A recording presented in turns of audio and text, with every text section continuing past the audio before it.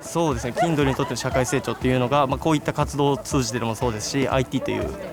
力を使って社会を変えていくっていうところを、たゆまぬ努力が、先輩方がしてきた努力っていうのがここにつながっていると思うので、僕自身もそういったところを後世に伝えていけるように頑張っていきたいと思います。お客様の、進化を私たちで支えていきますし、で我々の、支えていくとともに進化していく、成長していくというような使命感を持ってますんで、進化の中心というような言葉っていうのをちょっと覚えて頑張っていきたいなと思ってます。はい。で上場してまさに1ヶ月の今日を迎えてですね、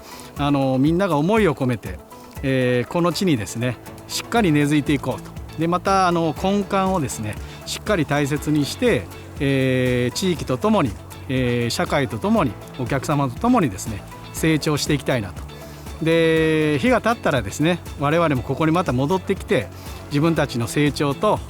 この木のですね成長を見ていきたいなと思ってますので、まさにこうハートオブプログレスのですね、今回のイベントということでみんなで成功させたいというふうに思ってます。